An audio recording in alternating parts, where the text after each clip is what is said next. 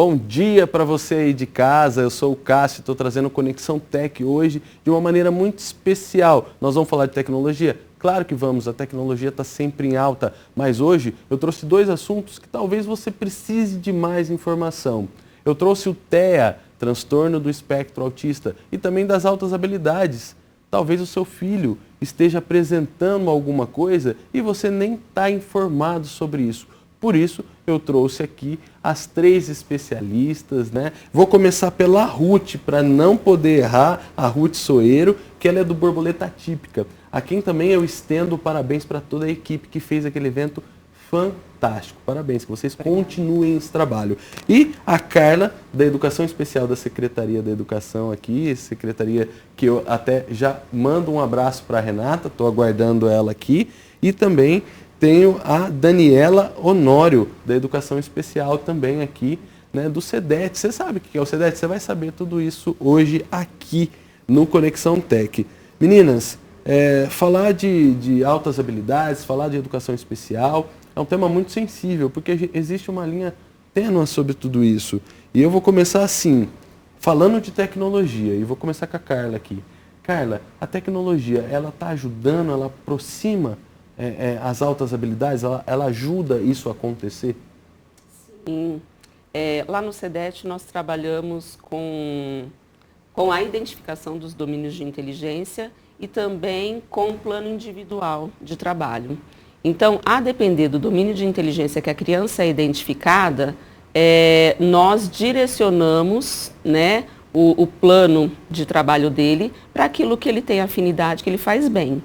Geralmente, os alunos que apresentam domínio de inteligência que a gente chama de não linear, profundo não linear, eles têm um interesse maior pela área de tecnologia, pela área de exatas, de ciências. Precisamos. Isso. Então, depende muito do domínio de inteligência da criança e daquilo que é proposto no plano individual dele. Porque nós trabalhamos com as individualidades. Porque nem toda criança com altas habilidades, ela tem altas habilidades em todas as áreas, né? Nós temos lá no CEDET, nós trabalhamos com altas habilidades de inteligência geral, matemática, comunicação, a área verbal, que entra a parte de línguas e comunicação também. Nós temos os perfis de liderança, né? Então, uma criança que ela tenha altas habilidades em determinado domínio, ela nem sempre vai ter no outro. Então, muitas vezes você tem um aluno que ele é ótimo, ele explora muito. Geralmente, quem gosta da área de tecnologia, as mães contam que eles desmontam as coisas em casa, para ver como é que funciona, né? Isso. Então, depende do domínio de inteligência, mas eles gostam muito, né? A tecnologia, ela é presente atualmente na nossa vida diária. O Dani, Dani, né, Daniela? Do CEDET, fala um pouquinho o que é o CEDET, porque muita gente às vezes nem conhece e nem sabe que a prefeitura oferece isso, que tem isso. Fala um pouquinho para nós e fala um pouquinho das práticas lá. Eu vou falar sobre o público-alvo da educação especial, né? Perfeito. O público-alvo da educação especial são as crianças com deficiência, transtorno do espectro autista e altas habilidades e superdotação. Então, a nossa gerência articula, junto às escolas, né, toda essa sinalização das crianças. Então, mais especificamente sobre o CEDET, né, como que uma criança chega até o CEDET? A partir da observação dos professores em sala de aula. Perfeito. Então, desde os primeiros anos da criança, desde os primeiros anos escolares, essa criança é observada por esses professores. A gente segue a doutora Zenita, né?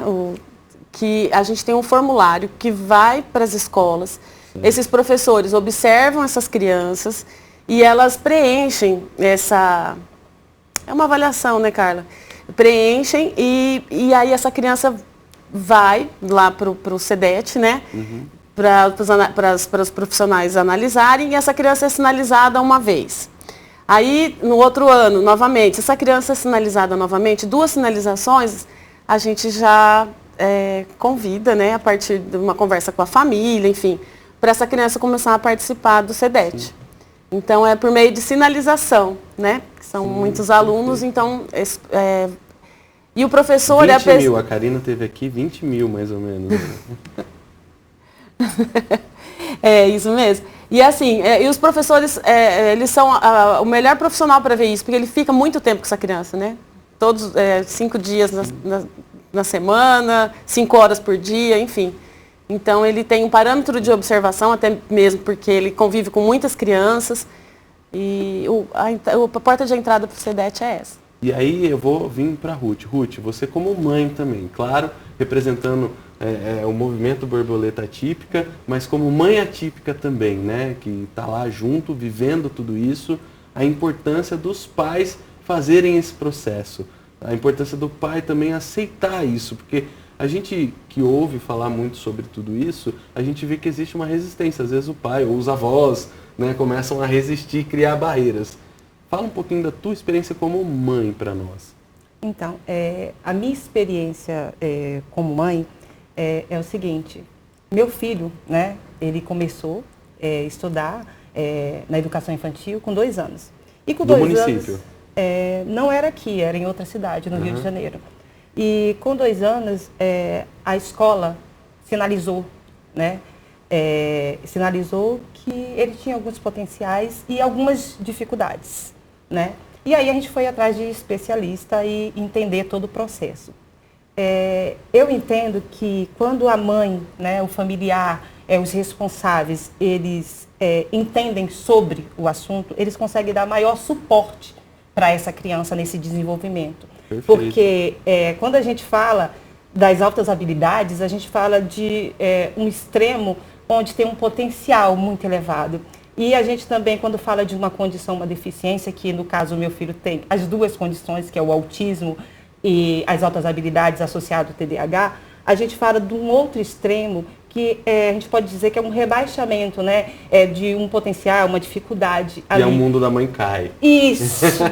E aí é muito complexo, né, ter que lidar com essas 2 condições. E para isso a gente tem que contar com o apoio, né, da escola, da educação especial, da saúde, a integração dessas áreas para que a gente consiga, né, enquanto família, dar o suporte, né, que nosso filho precisa, tanto nas áreas das altas habilidades, né, com suplementação, com suporte necessários, estratégias para o desenvolvimento dentro da capacidade e da habilidade dele, quanto para complementação, que é complementar aquela área que é da deficiência, que é da dificuldade, e complementar para ajudar ele a conseguir, né, ter esse equilíbrio, né, tanto Sim. ir bem na potencialidade dele, né, na identificação Sim. da superdotação, quanto superar as dificuldades que a deficiência traz. Então, eu acho que o conhecimento, que é o que a Borboleta também traz para as mães, Sim. né? Mas a junção da educação, saúde e a sociedade cada vez mais sabendo de como identificar, né, essa criança, tanto com altas habilidades e com diversas deficiências, a gente está falando aqui do autismo, é de suma importância para que a criança se desenvolva e ela cresça, se torne um adolescente ou adulto e que contribua com a sociedade e que ele consiga, né, superar e viver mesmo com as dificuldades. Né? Que as pessoas às vezes pensam que a superação das dificuldades é a eliminação da condição ou da deficiência. Não.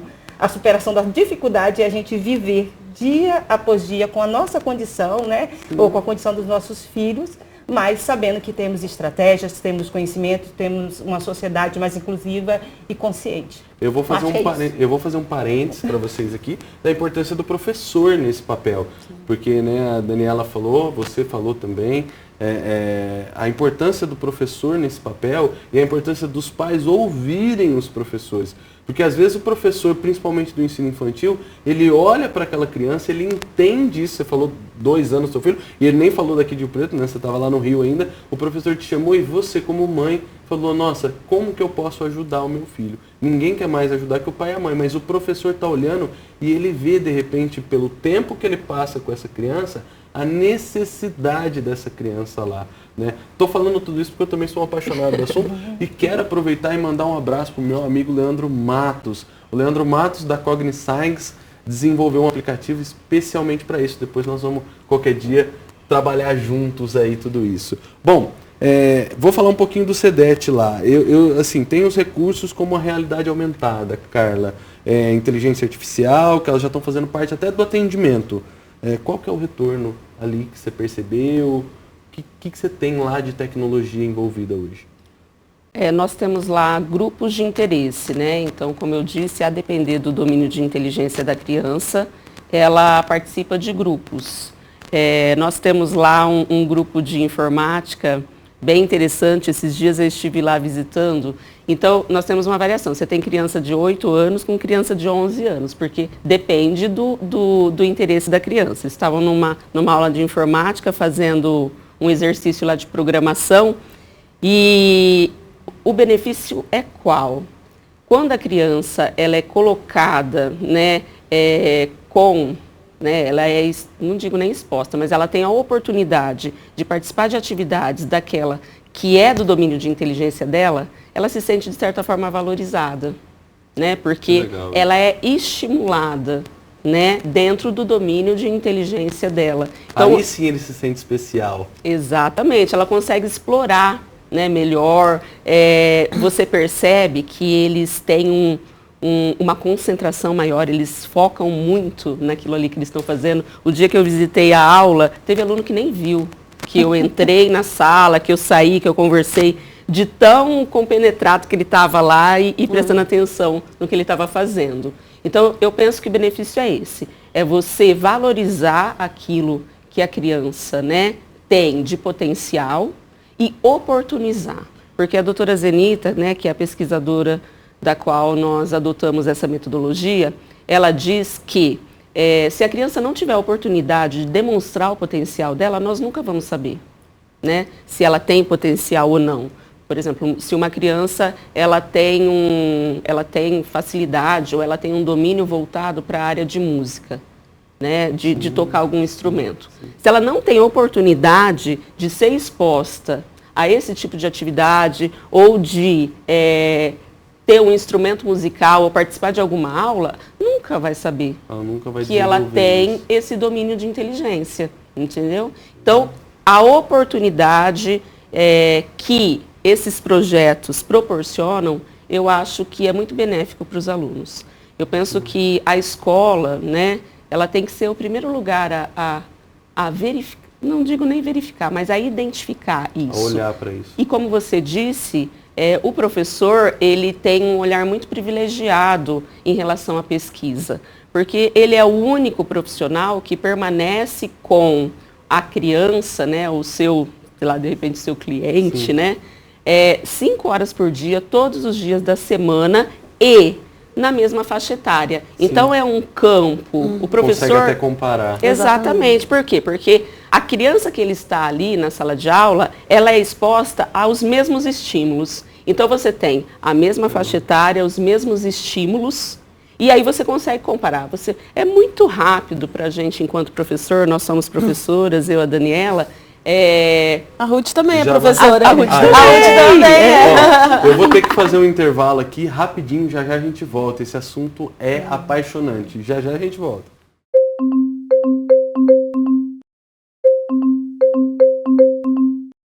Voltamos, o Conexão Tech especial de hoje.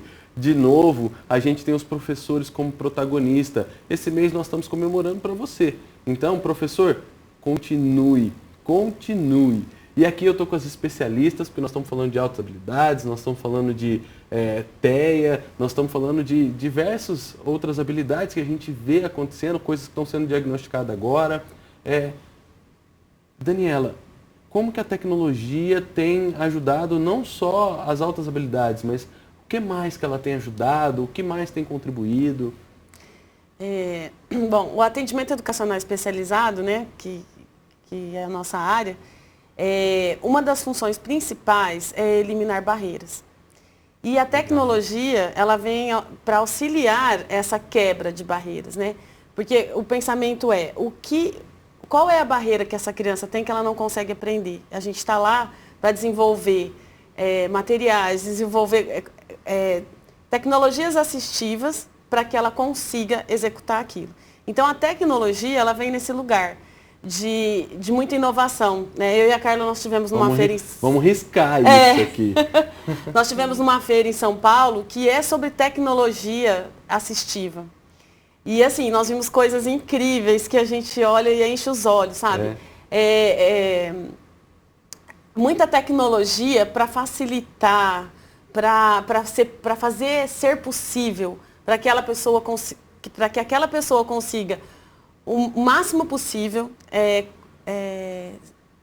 ter funcionalidade, fazer com que as coisas aconteçam, entendeu? Dá pra trazer independente isso. da deficiência, né? Então, assim, deficiência visual, deficiência física, enfim, a tecnologia ela tem um mundo, ela traz um mundo, né? E cada vez mais ajuda. Bom, deixa eu fazer então, volta uma câmera aqui para mim. Eu vou pedir agora então, fazer meu pedido especial então. Prefeito tecnológico que a gente tem, invista no SEDET. E você que é empresário também, que precisa de altas habilidades dentro da sua empresa, procure o SEDET, faça parceria, nós precisamos dessa junção. Nós temos mão de obra, nós temos muita coisa para acontecer lá e a gente precisa dessa participação, tanto do público como privado, para a gente trabalhar juntos, porque juntos nós somos muito mais fortes. E aí, Ruth, você falou, né, do teu filho que ele tem dupla excepcionalidade. Me ajuda com isso. Explica pra gente o que é isso, Carla. Na educação especial, então, como a Dani disse anteriormente, o público-alvo da educação especial são alunos com deficiência, então deficiência visual, deficiência auditiva, física, e também alunos com TEA, né, transtorno do espectro autista, e altas habilidades de superdotação. Perfeito. Quando a criança, né, em pesquisa nós temos uma curva, né, que a gente chama de uma curva, né, de eixo, que é de uma ponta, como a Ruth disse, crianças que necessitam de um suporte muito grande, que tem algum tipo de comprometimento, deficiência, e nós temos na outra ponta a criança com altas habilidades. A criança com deficiência, ela vai precisar de um serviço de complementação, geralmente. E a criança com altas habilidades, ela precisa de um serviço de suplementação. Quando a criança ela tem uma deficiência, né, no caso o TEA, né, que ele tem status de deficiência. Quando a criança ela tem uma deficiência, TEA, ou uma deficiência visual, nós tivemos uma criança na rede que ele era cego total e também tinha altas habilidades. Uau. Então, essa condição de deficiência e altas habilidades, nós chamamos de dupla excepcionalidade. Há também uma pesquisadora, né, a esposa do Gardner, a Winnie, ela também fala de savantes, né, que são alunos que têm deficiência e ela fala nas publicações dela de síndrome de Down que tinham uma extrema habilidade com pintura, né, de reprodução. É muita então, informação. Essa condição é chamada de dupla excepcionalidade. Exatamente. E todos precisam ser cuidados, orientados, olhados, porque o que se tem é o mito de que a criança com altas habilidades, ela vai ser boa em tudo, né? No mundo que nós vivemos atualmente, né, as pessoas sempre querem ver algum tipo de vantagem. Vira mais peso ainda, né? Exatamente. Então, você precisa cuidar. Por quê? Porque se não for bem direcionado, né, a depender, principalmente nós que trabalhamos com um público que muitas vezes tem diversas carências, esse potencial ele não é aproveitado. Sim. Ou ele é aproveitado de maneira inadequada. Perfeito. E aí eu passo para a Ruth com esse cuidado. Fala um pouquinho do borboleta atípica para mim. Conta um pouquinho essa história, que aí depois eu faço uma outra pergunta para você sobre seu filho. Tá bom. A borboleta atípica, ela nasceu, né, com 5 mães, né? E essas mães... Todas que eram mães de... Sim. Todas nós que fazemos parte da diretoria somos mães atípicas. E ela nasceu da união de algumas mães, porque receberam o diagnóstico. No momento que a borboleta nasceu, era um momento onde, hoje em dia se fala mais, aqui em Rio Preto, está se falando bastante. A gente já foi para o quarto, está indo para o 5º encontro com autismo, né? Mas naquela época não se falava tanto. Então, quando a mãe recebia aquele diagnóstico, para ela era muitas vezes, e para algumas mães ainda o mundo desmoronar.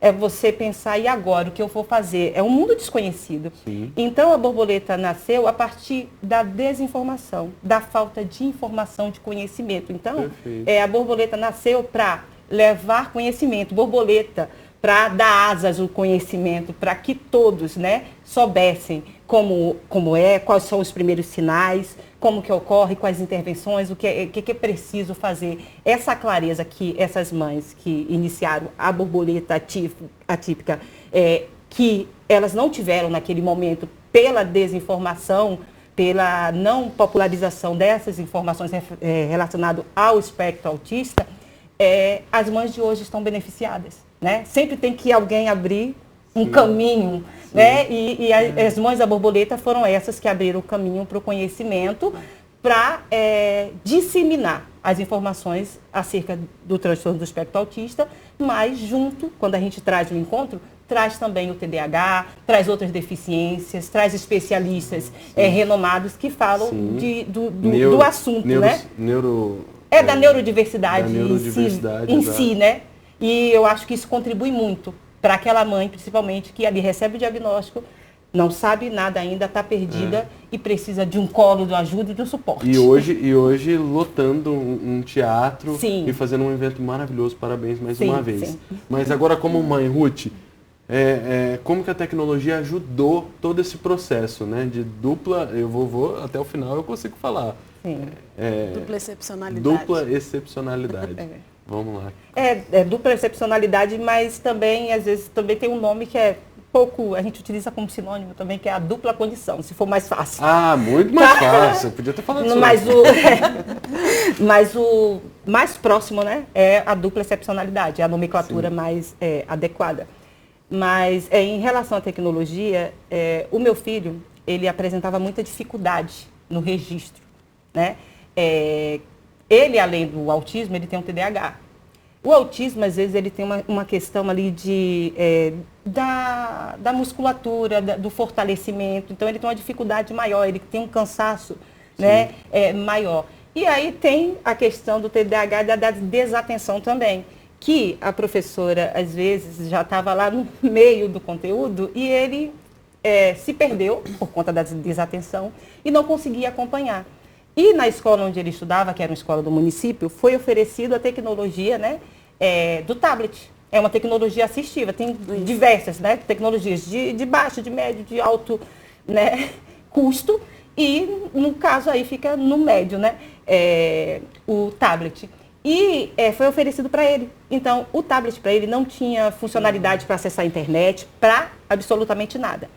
O tablet, ele só tinha a funcionalidade de ser um caderno, onde ele conseguia acompanhar, fazer o registro das atividades e os professores olhar, corrigir, validar, sem nenhum problema. Sim, assim, sim. de dizer que, não, ele tem que se adequar, Sim. que todo mundo faz o registro escrito, ele vai ter que se adequar, não vai ter acesso a essa tecnologia. Gente, a tecnologia assistiva veio para facilitar, para ajudar as crianças, adolescentes, as pessoas se desenvolverem.